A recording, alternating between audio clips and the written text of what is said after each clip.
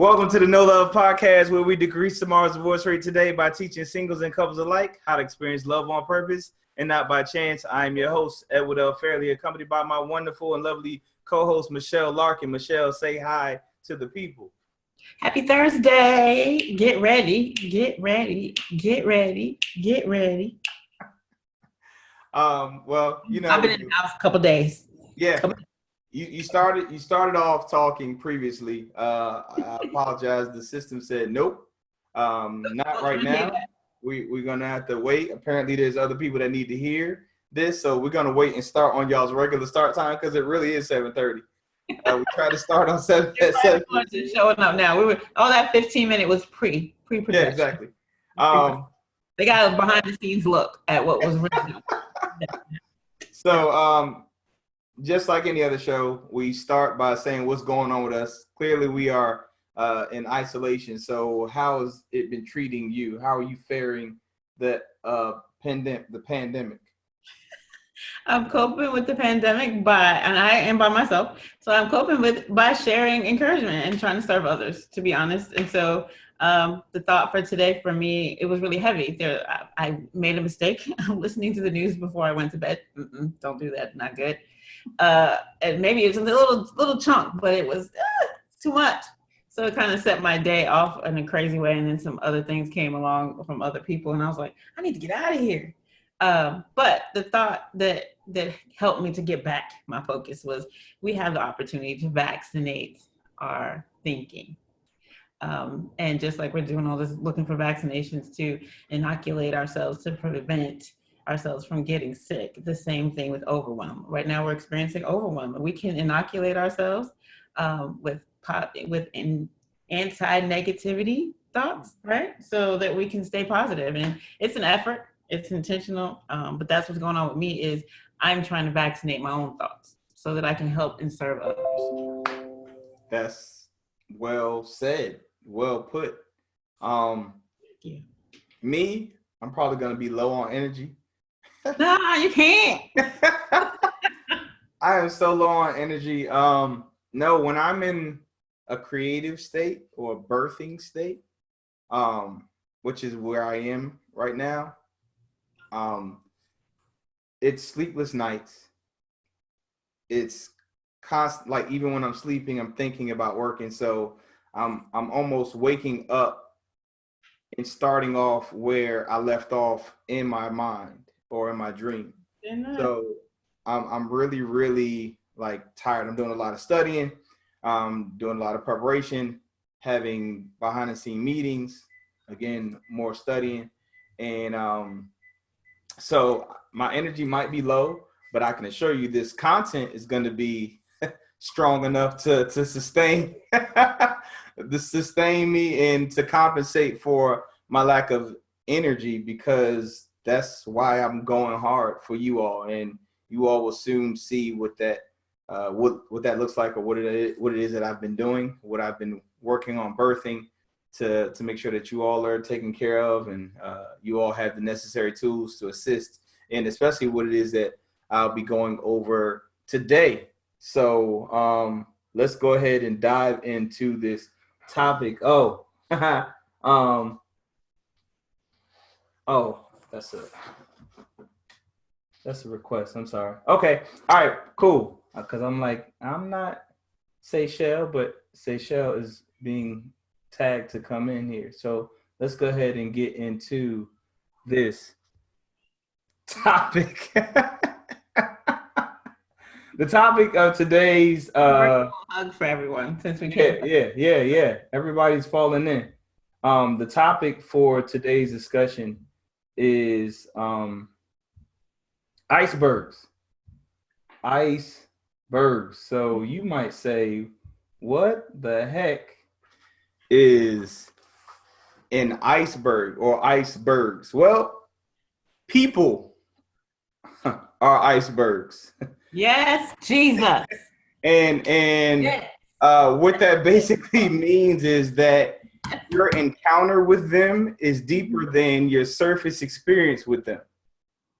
So when you look at an iceberg, you typically see, as they say, the tip of the iceberg, whereby it's extremely deeper than what you see on its surface.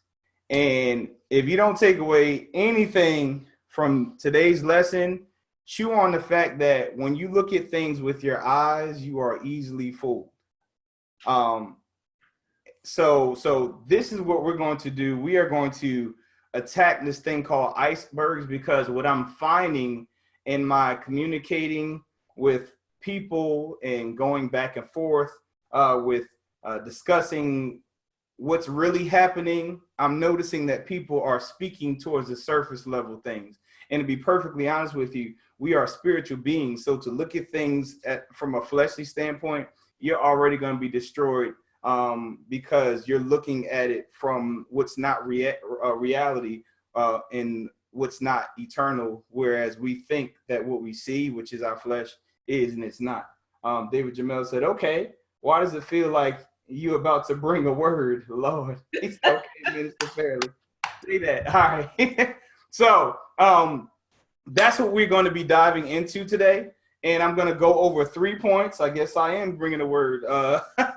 3 points of focus when it comes to icebergs and how you should be looking or considering interacting with people as icebergs. The first thing, since I'm going to jump in because we started early so that we can end early, God Family Business.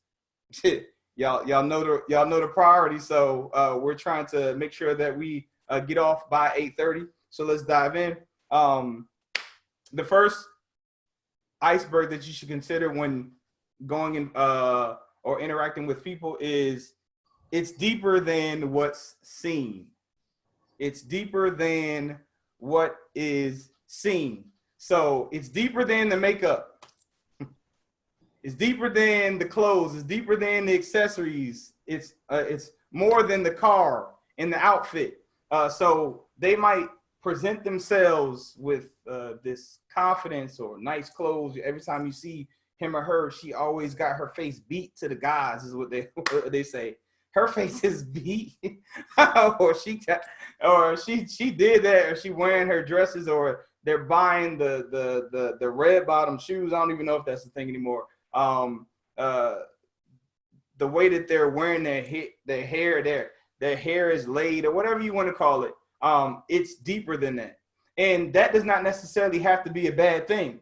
But what I would recommend you doing is be mindful of what's coming behind that. So if you are really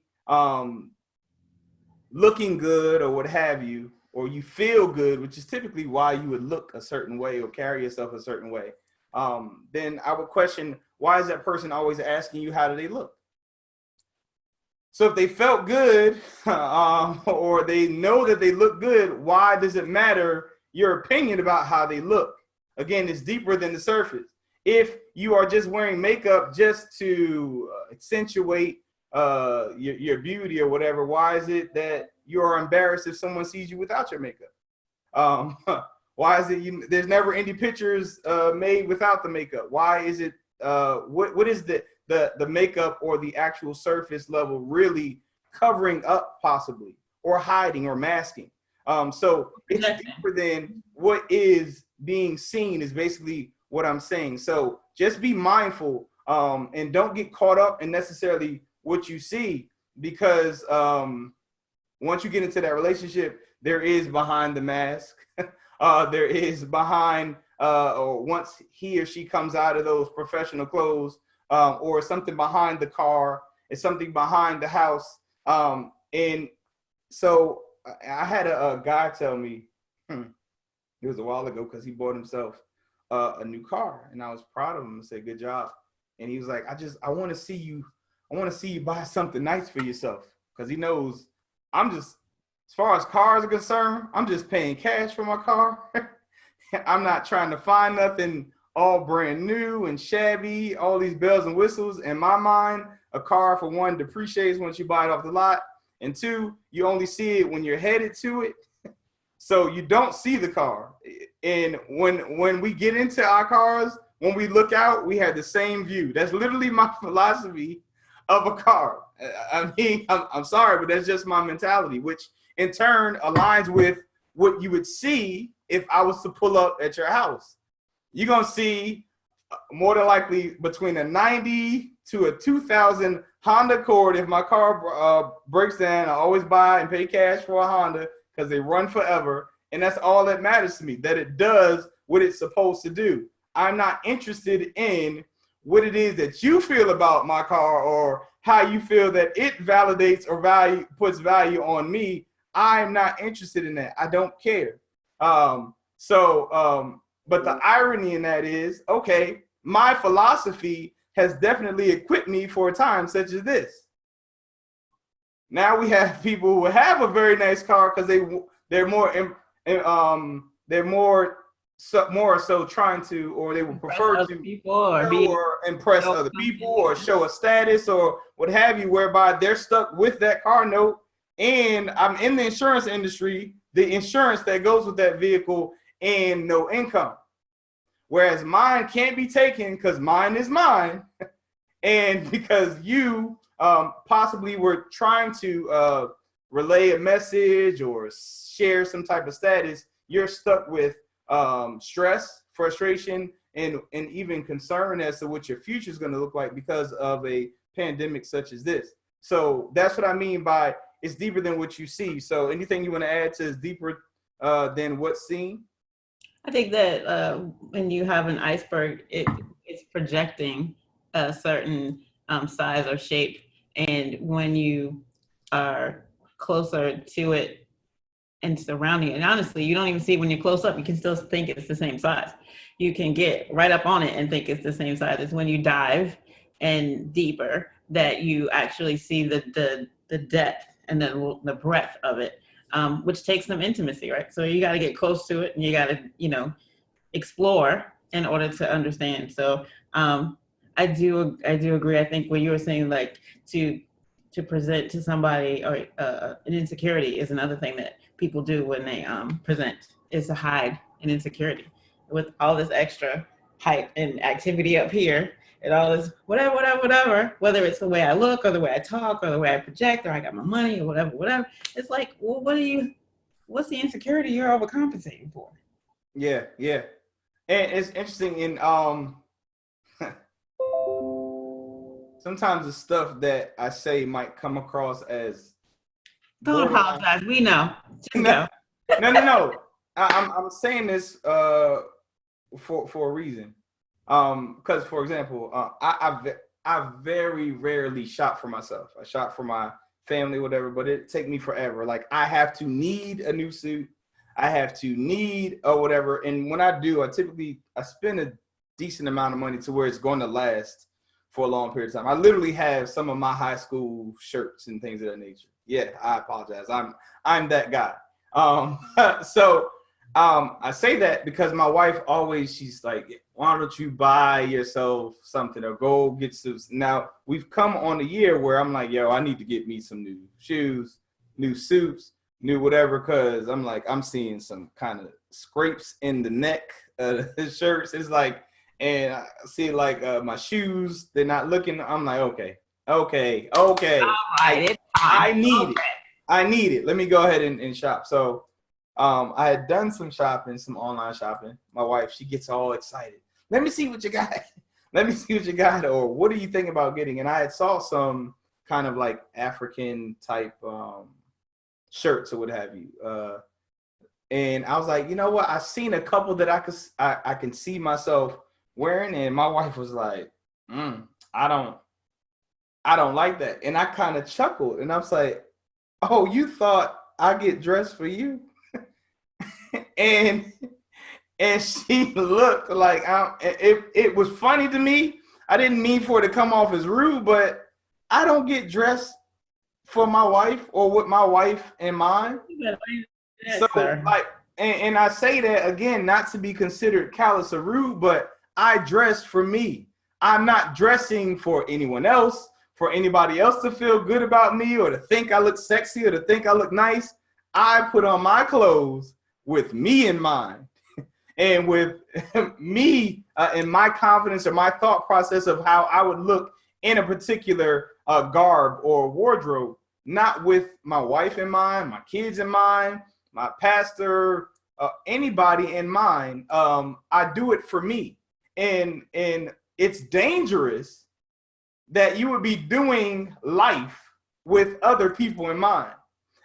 So again, it's deeper than what's seen, and oftentimes, and I love the word that you use. You said exploring, because that's exactly what I want us to take away from this and get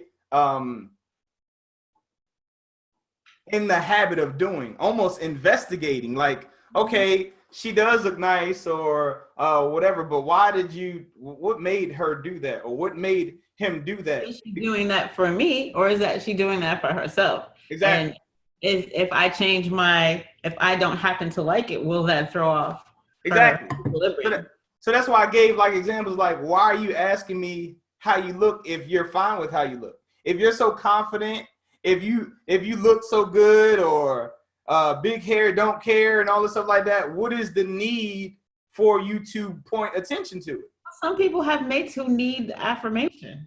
I agree, but that also implies low self-esteem. I'm not saying it doesn't. No. But that's the whole point of this conversation. Like, okay, we need to be mindful of what we're doing, because we have children, we have spouses, we have people, we have ourselves. And if we're doing this thinking that it's one thing, but it's really not, we're missing out on the opportunity to actually start nurturing or fixing some things. So I really need us to not think about, okay, it's deeper than what's seen, thinking about the person that is sharing their reflection with us. But we also need to be considering what it is that we're presenting to other people, and why is it that we did it.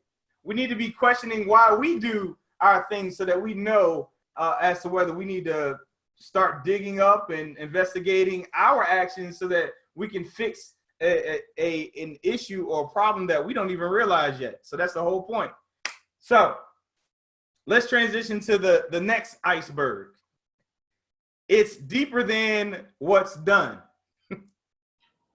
So it's deeper than what's done. So I've used this analogy before.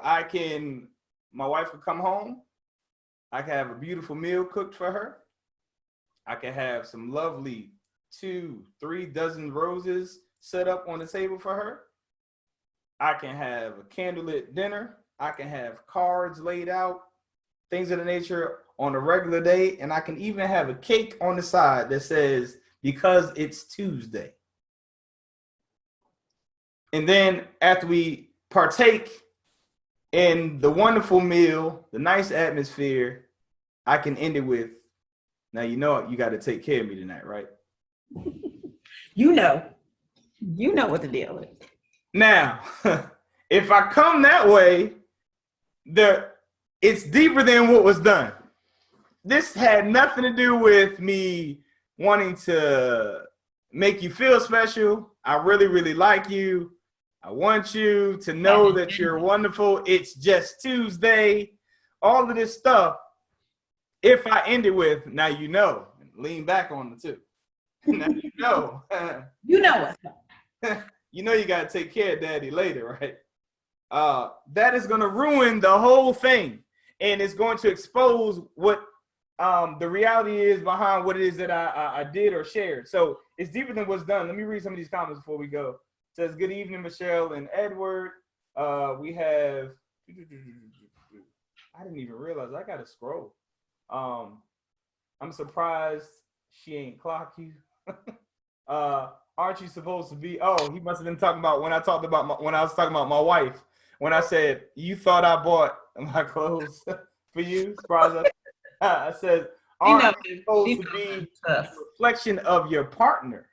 It's a very good question. No, you're not supposed to be a reflection of your partner. But I'll answer that in more depth. Like, no.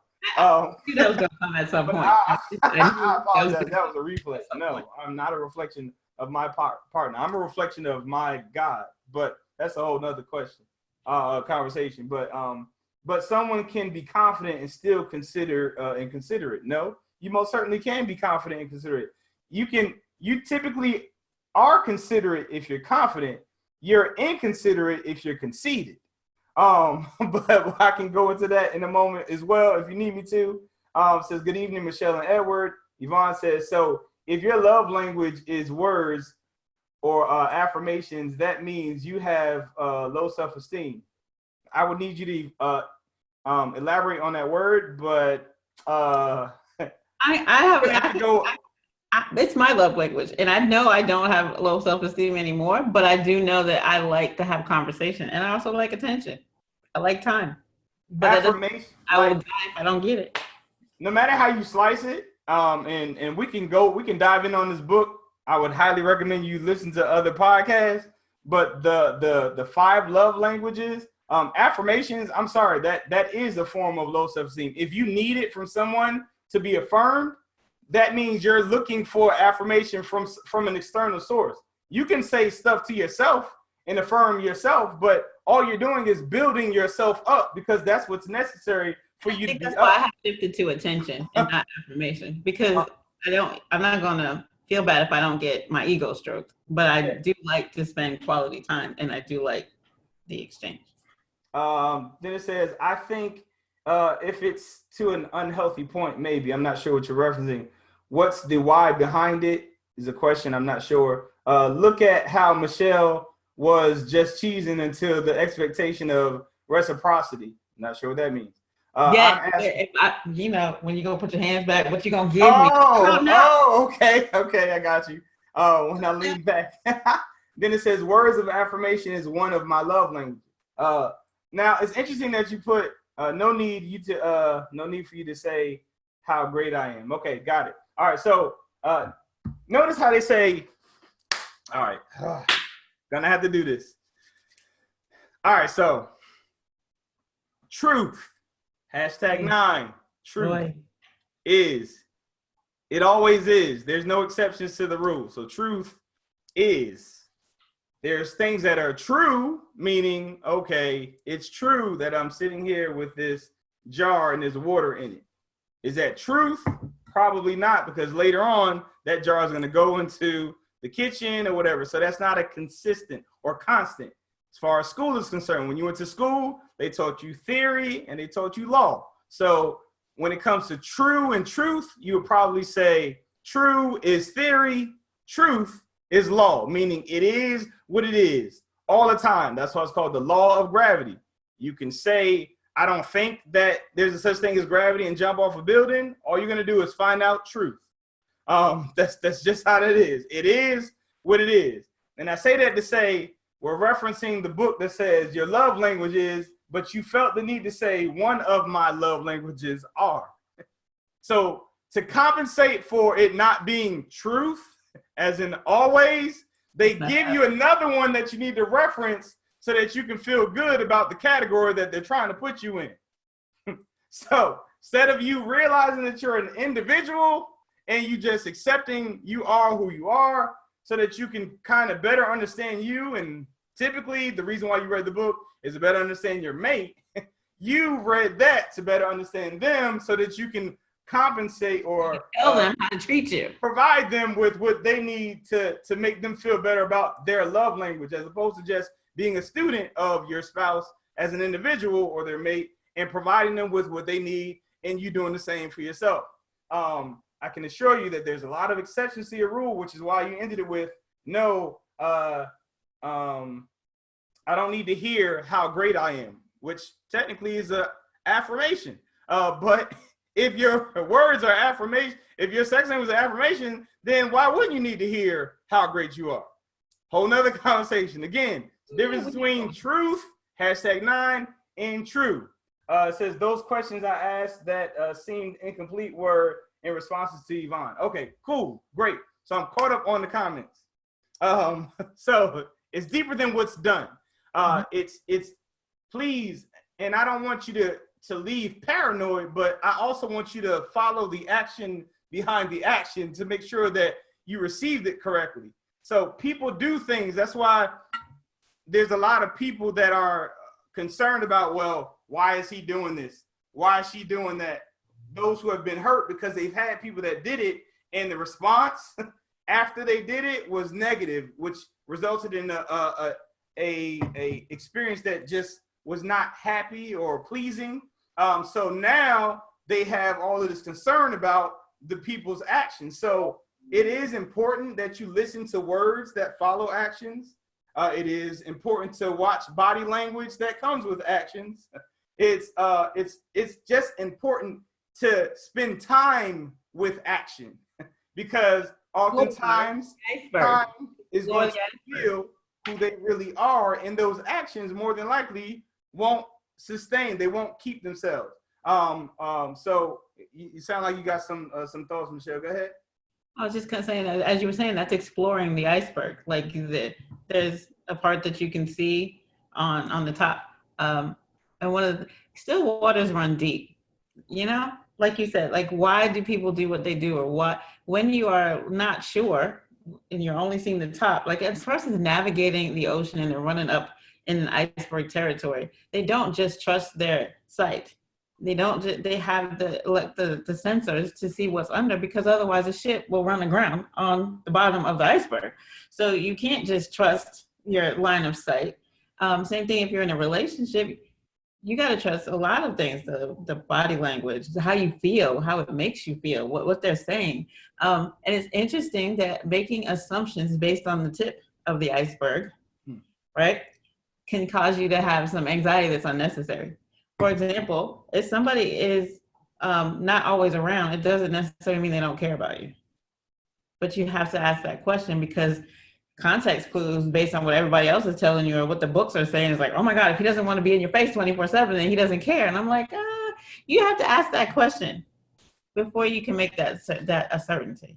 It's funny that you say that, because we got a lot of people that's finding out that they thought that they wanted to spend more time with their partner. Now they're stuck with their partner right now, and they don't know what the heck to do, because a lot of people they think they know what they want until they get what they want, and then they're like, yo, I can't do this. This is the worst. I need some isolation. Like, get away from me. But again, like it's funny that we're talking about icebergs, because, for example, as we stated, the surface it's deeper than that. So even if you consider an iceberg and you try to go around it, the width of the actual iceberg beneath will have you scraping and scratching and going against something that you just don't see, because you won't go deeper and find out what's actually beneath what it is that you are responding to. I'm trying to figure out. It's a good analogy. I'm glad I thought about that. Thank you. My daughter. What was it? A year or so ago, I bought her a cell phone, and she's extremely excited because I'm not giving you. You don't need a cell phone at whatever age. So she got it for her 13th birthday. Got her a cell phone. She wanted a case. She's adamant about how the case should look. Sending me all of these screenshots of how the case should look. And I'm like, yo, the quality of these cases are pretty trash, yo. I'm really not feeling what you're sending me. I mean, they're nice looking cases, but all right, whatever. So after the third or fourth one that she sent, I said, okay, I bought the case. Probably 3 or 4 months after that, she dropped the phone in the covering case, and the phone still got a crack in it. From that, the crack, the case ended up breaking because of the quality. It looked good though. And then it got to the point where she's always dropping her phone, because now the case is not a case. It's all broken up, and she ends up having to take the case off, get rid of the case. Now she's always dropping the phone to where it just, the screen is just despicable. So come this past Tuesday, because of not Tuesday, but February, she had been doing, like, her year has just been phenomenal. Not asking for anything, doing her thing. And I was like, I don't care, this is your phone. You got, I told you whatever. So she's been a whole year. She's been looking with that raggedy looking phone. So I went and I bought her a new phone, upgraded her, and I bought the case. Quality, stern case or whatever. She's been ecstatic about the phone. Ask me, has she said anything about the case? Has she tried to add anything to the case? And why is that? Because she realized the surface and what it looked like had nothing to do with the quality of the covering that it gave. So now her lesson behind the beautiful case and the lack of quality there was is that, you know what? I don't care what the case looks like. I just want my phone protected. She's not adding any kind of, what do you call those things? Ring? The ring? The thing, since she can hold it, she hasn't added any kind of stickers or anything like that because she doesn't care. She only cares about the quality of the thing that it's holding. Go ahead, Michelle. Wouldn't it be interesting if we went into relationships not caring about what it looked like? I just want my heart protected. That's what we're trying to get here. Engaged. That's what we're trying to get here. Important value in the relationship. This is where we're trying to head here. We need to make sure that when we make our decisions, when we respond to these things, whether it be what's being done, what's being seen, that we're not responding to it in a manner that, oh, that looks nice. We're responding to a manner as, is that healthy for me? Is that going to be good for my environment? Is that going to yield me a great response or a great mate? David Jamil said, words of affirmation aren't about hearing how great a person is. It's about hearing how great a person's feelings and thoughts of another are. And he said, yes, quarantine life is going to have a lot of people wanting to break free. It says, but I bet that case you got her wasn't super ugly.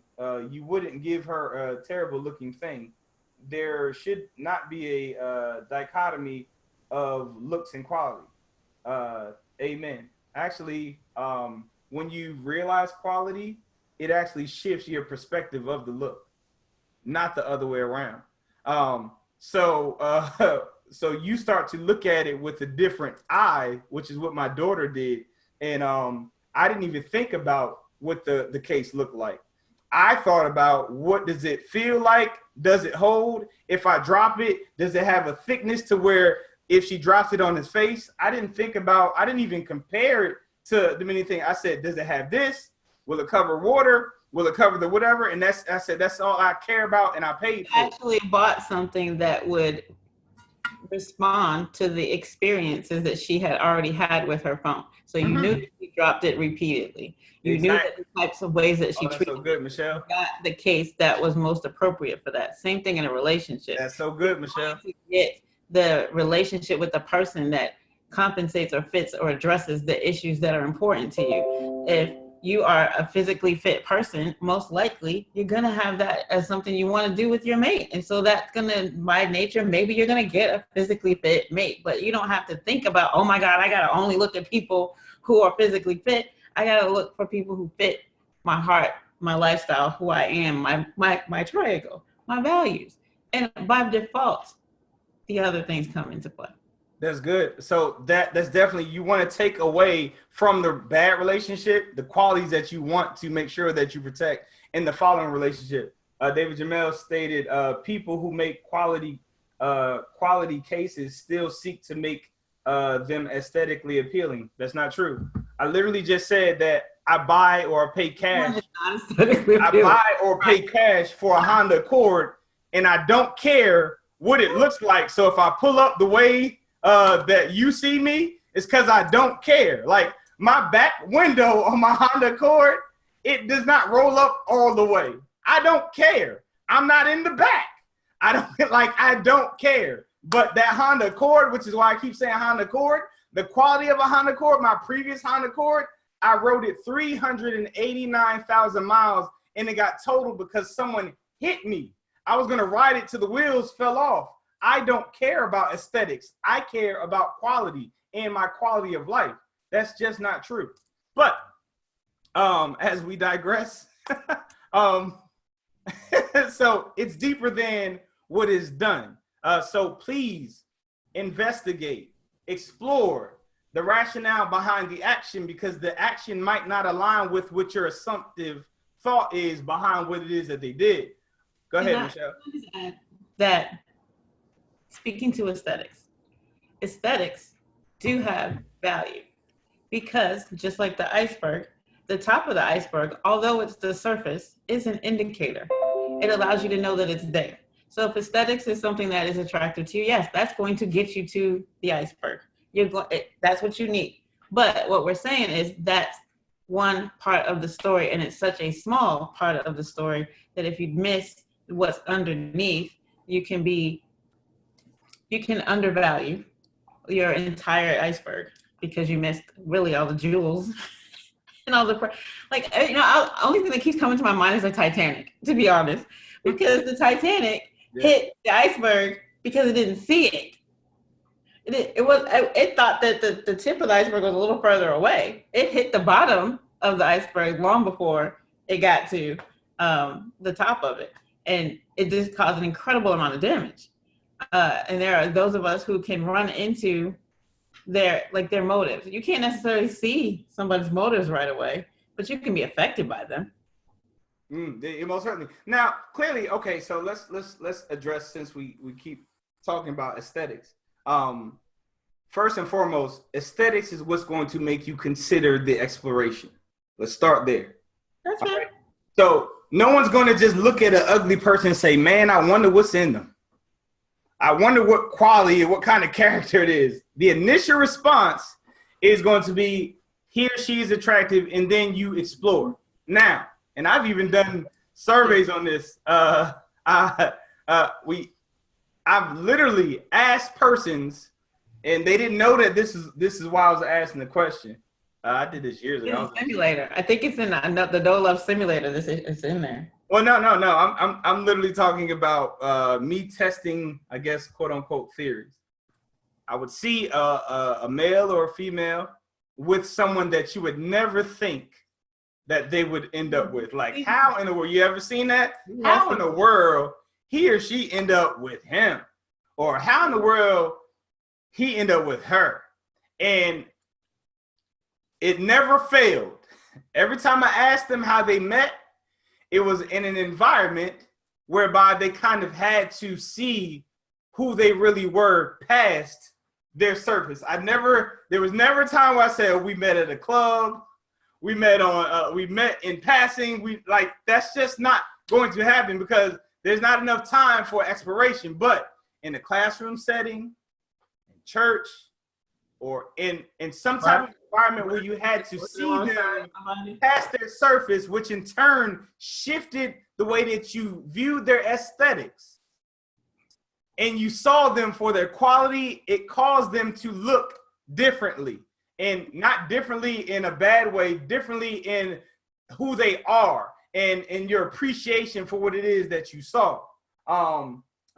Miss Ann said quality may cost more, but it's worth. It says nothing beautiful ever asked for attention. Make you exploration. Love that. Then it says there are two types of cases that are the best when it comes to quality. One that is big and bulky, outer box, and one that is slimmer and offers similar, in some cases, better quality. My point is, there can be a balance in those things that are protective, can also be attractive. And I said those that make, it's not just about those that buy. And many people care. Laugh out loud. All right, so let's do this, because this aligns with this show. Right now, the fact that you put in there, my point, is because you're trying to make a point. I'm not. I don't care what is received based off of what it is that's said. I'm just saying what I say. I don't speak to debate or to get you to gather information, because I'm fine with my thoughts and my conclusions. I don't do this in order for you to adopt my thoughts. I do this to share my thoughts. So to debate something would imply that I care as to whether you receive what it is that I'm sharing or not. I don't. I share to share. What you do with what I share is great. And what you don't do is great too. I don't lose sleep either way. What I share is for the people that are there to receive it. I'm not looking to get anybody to buy in. Why? Because I'm already affirmed in what it is that I'm sharing. Matter of fact, I literally intentionally wore this shirt today. It says, I create for the glory of God alone. Alone, short for all one, him only, is the only reason why I do what it is that I do. All right?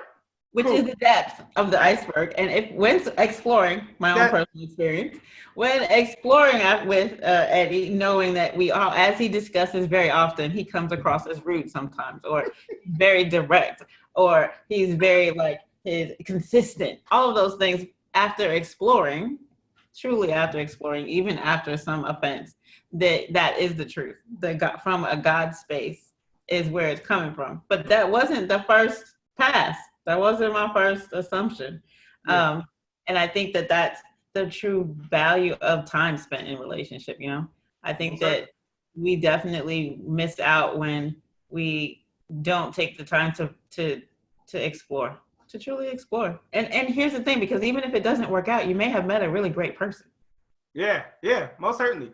I got another example before I go to the third and final explanation of It's Deeper Than, and that was actually I gotta share any opportunity I can say that my wife wasn't talking to me, she was done with me, I'm sharing, because the last thing I want y'all to ever do is conclude that knowing love is gonna leave you with great, awesome everyday experiences. Your wife is never gonna be upset with you or not talk to you, or your husband's never gonna talk to you, never gonna not talk to you or whatever. I get this from my daughter because my daughter's been doing this all the time, dog.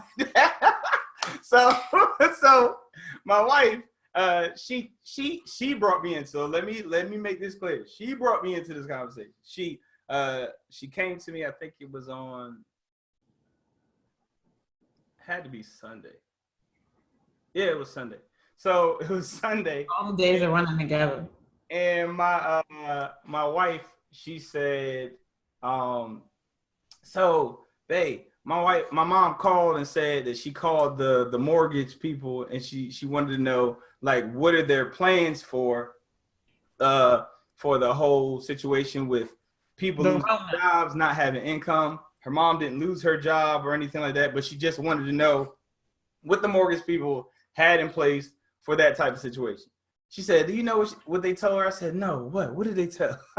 and she said, they said that that they were allowing people to not pay their mortgage for 3 months. And then her mom asked, so after the 3 months, what is going to happen? She said, will we be able to be put on the payment plan or whatever? She's like, no, all of that would be due in that one lump sum. And she gave me this look like, that's crazy. That's putting people in. Gave me the look like the sound like you. Okay, that's crazy. And my thought process is, okay, I understand how uncomfortable that might be or how discouraging that may be, but your mom does know that she has a house for at least 90 days. 1, 2, remember we just had this show, loaners versus investors. Now, when the bank loans you the money for their house, they have to get that money back in order for them to live. So just like you are upset that you can't go to work because you can't get an income, their house or your house is their way of going to work so that they can get an income. So to be inconsiderate of them and their, because that's your mother, is it's a catch-22. It's even frustrating and it even sucks because it's the truth. But at the same token, what you're saying is, I said, well, what should the bank do? Well, I don't know what the bank should do. But my mom, they have money to blow. They don't care. They don't need it. And that's what we do. That aligns with how we respond to other people. It's my life. This is my situation. Forget them. Forget their point of view. Forget their whatever. So I just made sure that it was, hey, look, yo, you need to consider like the people that she called. Guess how those people get paid? The people that she called and she was talking to on the phone, if they don't have anybody paying them, they can't get a paid check for their job so that they can be fine during this situation. But we don't think about that because we're not thinking about ourselves. We're thinking about survival, and we get caught up in what's happening, what actually happened. So now they're a bad person because they want to get paid for what they gave you. But you're supposed to live there for free, and they should just waive those 3 months when they still got bills of their own. Is that considerate? So, needless to say, at the end, my wife ain't had no words with me. She ain't speak to me for the rest of the day. Me, you know me. I went in there, asked her. Hey, how you doing? Exactly. Hey, well, what time you want dinner to be ready or whatever? Whenever you cook it. Okay, that's cool. So I went to the kitchen. Went over the lesson because my lesson for that day was to teach my daughter how to make, I forgot what I made, but whatever. So whatever it is that I'm cooking, I'm teaching my daughter how to cook because I want her to know how to do it herself. So that's her hands-on thing or whatever. So went in there, I was like, well, your mom's in her feelings. And my daughter said, I kind of expected that. I kind of expected that. She said, I saw that coming. Because she saw the exchange between her and I. But I'm like, yo, I don't get so emotionally attached to who's going through that I miss the grand scheme of what's actually happened. Like, that doesn't make that bank a bad person. That makes the bank a bank. Like, that makes a bill collector a bill collector. And that makes someone trying to keep their job. It is what it is.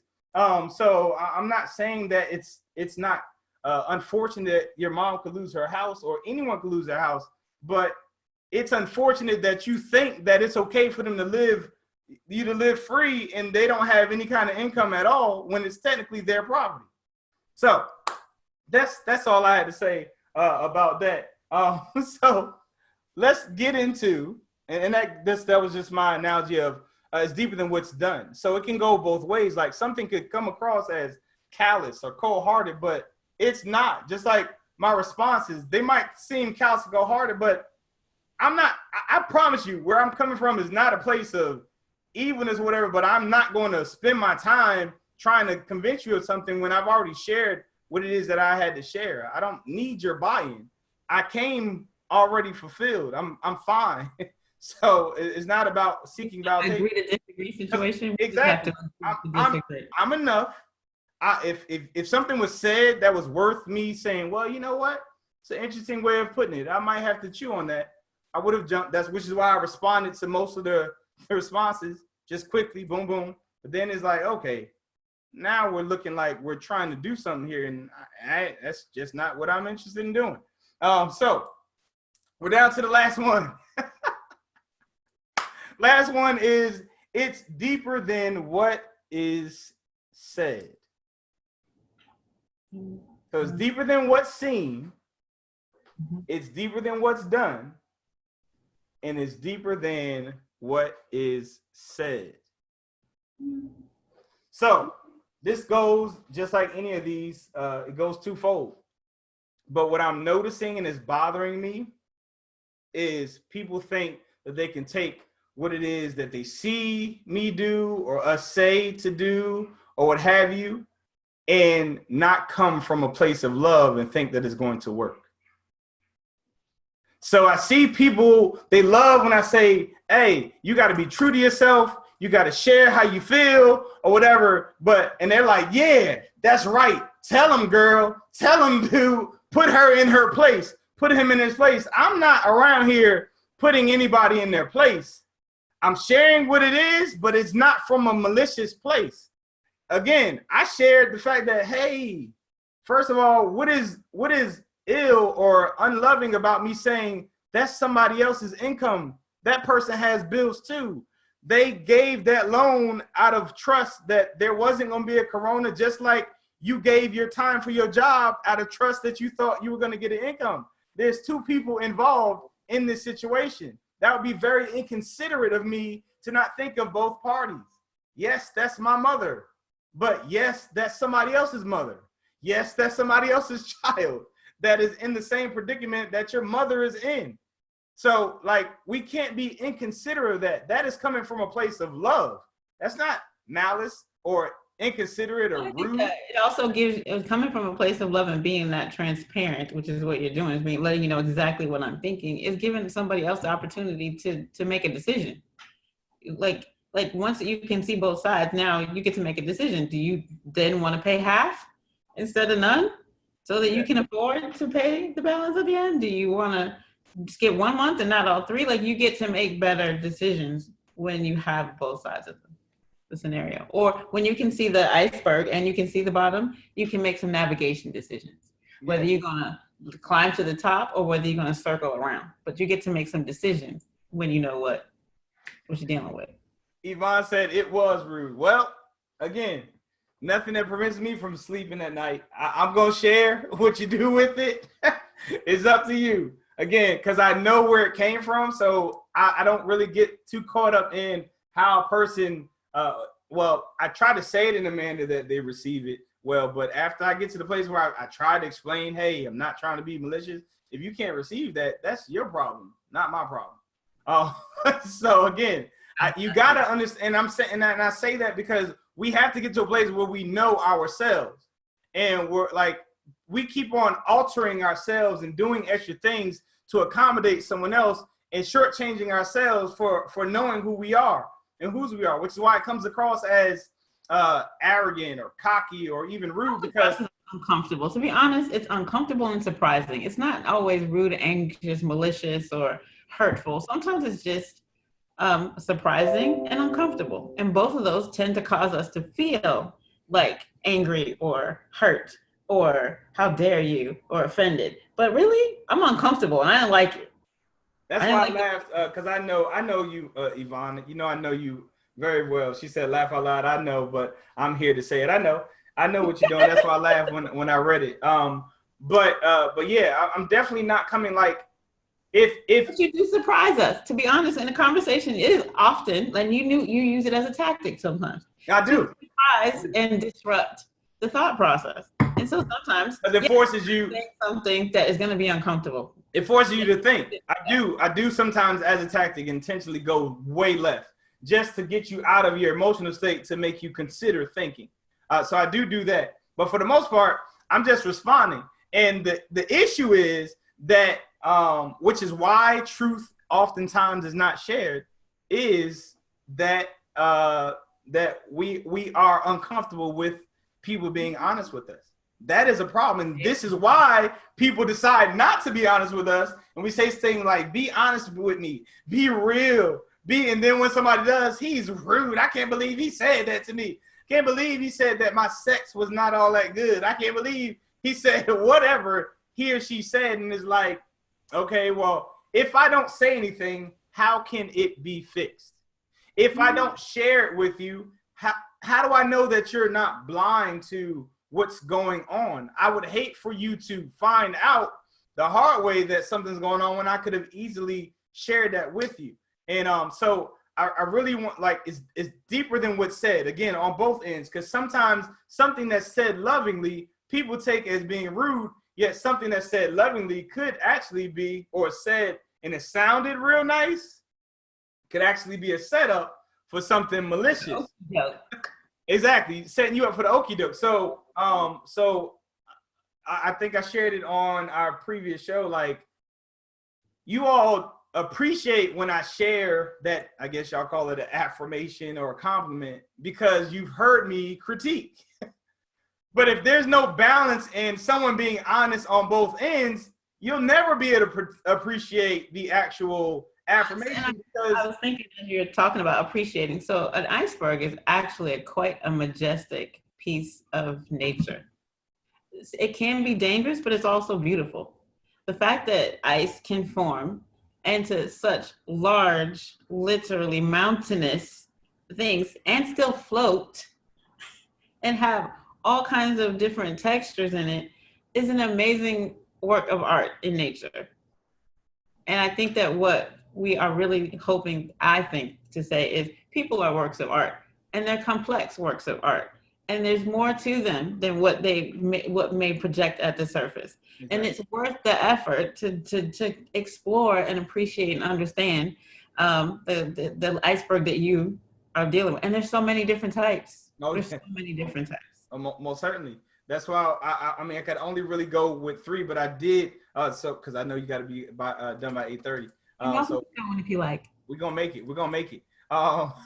But it's deeper than what's said. So please investigate, explore what's being said. And I've shared this numerous times. If you are offended by what someone said, share how you received it and ask them, is that how they expected for you to receive it? I can almost assure you that 9 times out of 10, when you share how you received it in a manner that it was hurtful or rude or whatever to that other person, and I stress 9 times out of 10, because some people are just straight up nasty, and you're gonna find that out. But it's a win-win, because if you find out that they were intentionally a person that was trying to harm you, you need to dismiss that person, get that person out of your life. And when you do find out that they weren't, that gives them an opportunity to explain what the intent behind what they said, and then you all can grow and have a moment whereby, well, see, what I love about time, as I stated, time will actually expose all these things, is the people who have been added to my circle or in my circle as time passed. And it doesn't necessarily stop stinging, but it's understood as to where it's coming from, and it doesn't sting as hard as it did when it first started. It's not followed by he's being rude or he's evil or whatever. It's never thought of that way when you spend enough time with me. So when someone offends you based off of what they said, you should ask them, okay, so this is how I took that. Did you mean for me to take it that way? And shut up. Let them give you the opportunity to say, yes, that was. If they don't, then you just learn that, wow, I was way off in my thinking. That is not, I apologize for thinking that, but now you've gained a little bit more trust with that person, because now you've learned how their mind works and how they think. And that is where the evolution of you knowing and understanding that person is, and as to whether you should be transitioning to a better or deeper relationship with that person, or if you need to back up and run. David Jamel said, people often mistake rude for what is usually just uncomfortable and surprising. That is the best explanation of that I've ever heard. One of the few things that I felt connects me to a man like Eddie, and then he put laugh out loud. David Jamel and I have been through a lot together, college years and things of that nature. So he definitely understands that I definitely wouldn't be coming from a malice place as well. But he also knows that I'm not going to sit and just go back and debate or whatever as if I'm trying to prove myself, because I have nothing to prove to anybody. So again, for one, time is valuable to me. Time is definitely valuable on this particular we try to make it hour 15-minute show. So to go back and forth, it just doesn't make sense, especially if it's not going to stay on topic. So thank you for sharing that, sir. Let's go into how can we train ourselves to look past the surface experience, because it's not easy, because we see what we see. And we believe our eyes, like, yo, I got 20/20. How you gonna tell me I didn't see what happened? How you gonna tell me that banker is not trying to get my mama? Like, that banker does not know your mother at all. So how could he or she have some kind of vendetta against your mama? Like, no, we create all these conspiracy theories or what have you. But the way that you can train yourselves to look past the surface is, guess what? The no love triangle. The no love triangle is the way to teach you how to do this. So when you are questioning your dating, or you're like, man, I can't believe he or she is doing that, make statements like common sense to tell him he needs to do this or he needs to do that. Well, why don't you think about your self-esteem, and why is it that you're letting yourself go through that? Why didn't you get rid of that person that you're questioning how they're treating you? and you're talking about how they have the problem when you're disregarding the fact that clearly if you're tolerating it, you're trying to take the one out of there. you have a problem.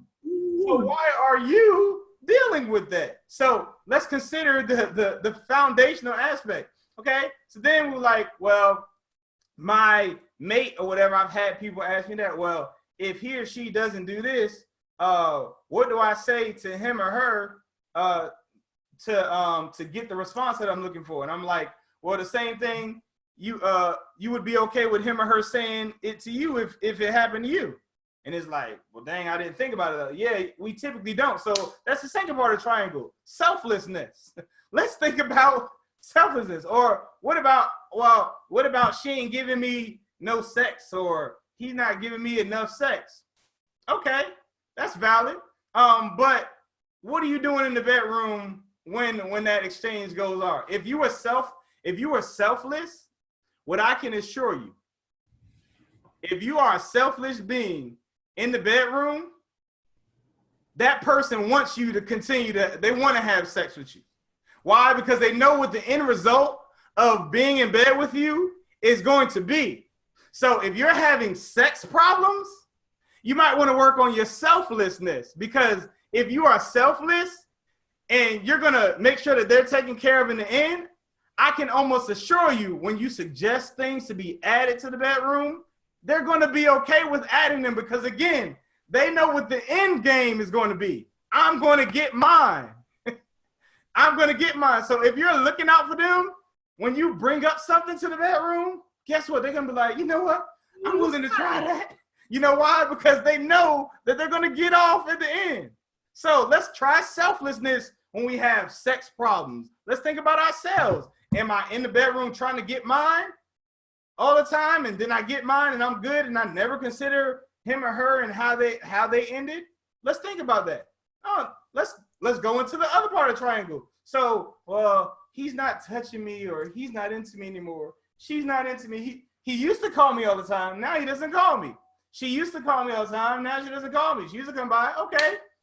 When's the last time you evolved? What's new about you that's interesting?